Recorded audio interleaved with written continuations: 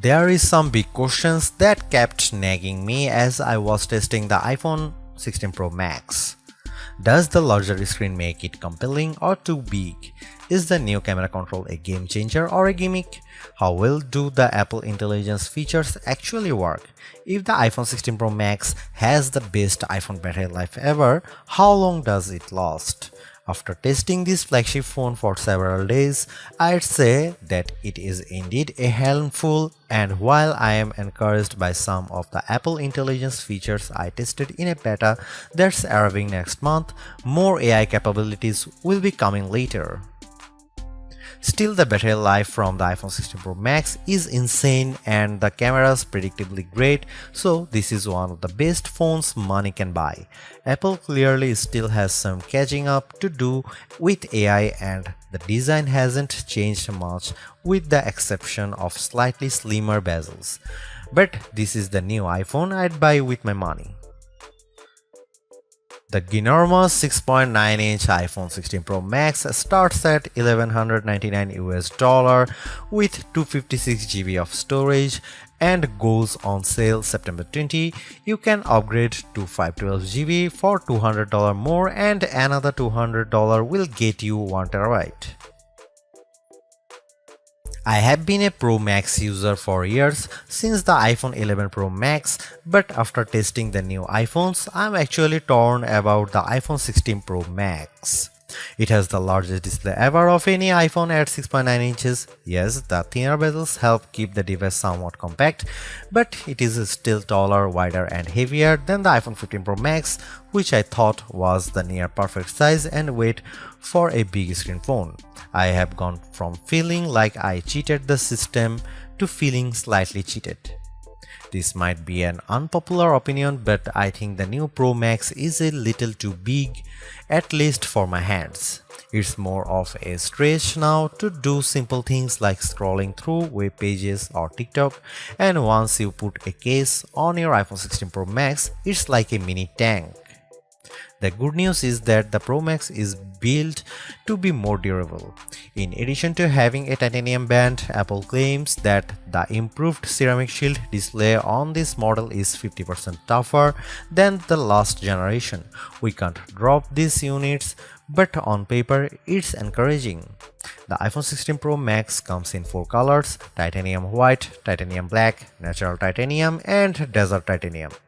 Our iPhone 16 Pro came in the natural, which looks fairly modern, but I prefer the desert color as it pops more. The iPhone 16 Pro and Pro Max displays don't get any upgrades in terms of brightness or refresh rate, but they are still among the best OLED panels on a phone. The only main difference is that the screens can scale down to a minimum of 1 nits, which means you can use your phone in bed without disturbing anyone else and get an even dimmer alarm clock. Otherwise, the new iPhone 16 Pro Max screen is largely the same, allowing the Pixel 9 Pro to surge ahead in terms of brightness. We measured a max of about 1500 nits for the iPhone 16 Pro Max, while the Pixel 9 Pro XL hit more than 2300 nits. Outside in direct sunlight, the iPhone 16 Pro and Pro Max were both dimmer than the Pixel 9 Pro XL, though Google's phone dimmed faster over time in response to the heat. Other than the display size, the biggest design change to the iPhone Pro Max is the addition of the camera control button. This recessed capacitive button on the right side uses haptic to give you feedback, and it launches you straight into the camera. No more having to fumble for the on-screen camera shortcut, and you can now use the action button for another shortcut. This thing is pretty easy to use in both portrait and landscape mode. So what can you do with camera control? A lot, actually.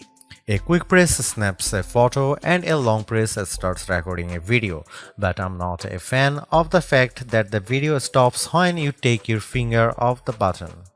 You can also slide your finger across the button to zoom in and out, which is pretty smooth. Not as smooth is the double soft press, which launches a sub-menu of various options, from tweaking the depth and exposure to toggling between multiple photographic styles. Camera control works well, but applying just the right amount of pressure and remembering what a single press and double press do takes practice. I also wouldn't recommend taking macro shots with the camera control, as it shook the camera when I got super close to a subject. The iPhone 16 Pro Max gets a bunch of camera upgrades, starting with a new 48 megapixel fusion camera for the main shooter that's designed to read data faster. The result should be zero shutter lag and faster focus.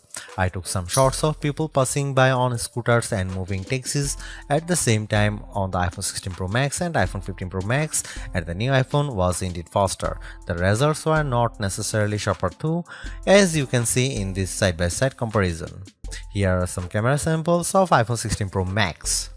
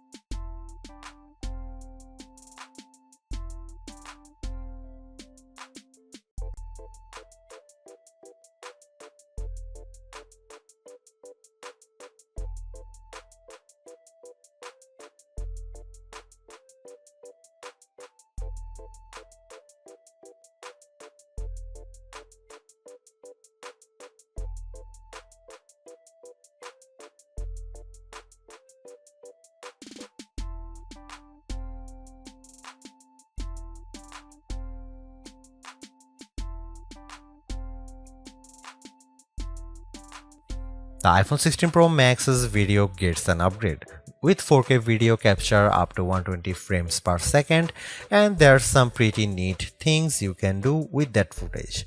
Using the playback speed controls, I could slow down a ping pong match to 50%, 25% or 20%, and the footage still looked sharp. Apple Intelligence is Apple's version of AI that's designed to be more secure and helpful than what Samsung and Google offer. But right now, Apple Intelligence is more of a tease since it's in developer beta right now and it won't launch for the rest of us until October. Even then, certain features won't be available, such as visual intelligence and ChatGPT integration. So what will you be able to do with the Apple Intelligence starting in October? It starts with a new Siri. The assistant has been revamped, starting with a redesigned that makes the whole outside of the display glow when summoned. And you can type to Siri. Now you are in a situation where you don't want to use your voice. Siri is definitely more forgiving of screws up, as you can correct yourself on the fly and it will still get your command right. I started a timer and changed the time mid-sentence without a problem. You can also ask follow-up questions and Siri will get for the context. Apple Intelligence also delivers a wide range of writing tools. You can have the iPhone 16 Pro proofread your copy for grammar and word choice, or get help rewriting if you want to go for, say, a more professional tone. For example, I put together a mock email demanding a raise and I got something back that is much more appropriate. You can also have Apple Intelligence summarize long passages of text, as I did with a few notes. I wish you didn't have to select all text first, but I did get a fairly good summary of the key points for my short list of this video. Don't want to look up how-to articles? Siri leverages large language models and Apple support info to give you step-by-step instructions on how to do lots of stuffs on your iPhone, from making screen recordings to scheduling a text. This is a game changer for kids who play the IT person for their parents like me. If you are looking for an Apple Intelligence feature that tugs at the heartstrings, try making a memory movie. Just enter a key phrase as you prompt and specify the mood, and you will see the iPhone 16 Pro Max create a movie out of thin air complete with music. Clean up in the Photos app, a way overdue feature compared to what you will find on the Pixel and Galaxy, but it is still nice to have. You can remove unwanted objects or people in the frame with just a tap. The cleanup feature worked fairly well when I tried to remove a person from a selfie, but you will get the best results if the background isn't too complicated. The iPhone 16 Pro Max is indeed an iterative upgrade, and maybe it wouldn't feel that way if Apple Intelligence was available today along with all the promised features. Instead, it's going to trickle out over time, so I would not to be in a rush to upgrade. Having said that, I think that iPhone 16 Pro Max is the best phone money can buy right now if you want the biggest screen and longest battery life. It lags in zoom versus the S24 Ultra, but you get more endurance, better camera quality, and plenty of creative features like photographic styles and audio mix.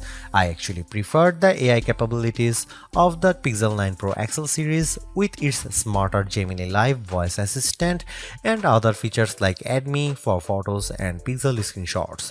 But the Pixel's performance and battery life trail the iPhone 16 Pro Max. For me, the iPhone 16 Pro Max retains its title as the best phone, but it's not because of Apple Intelligence.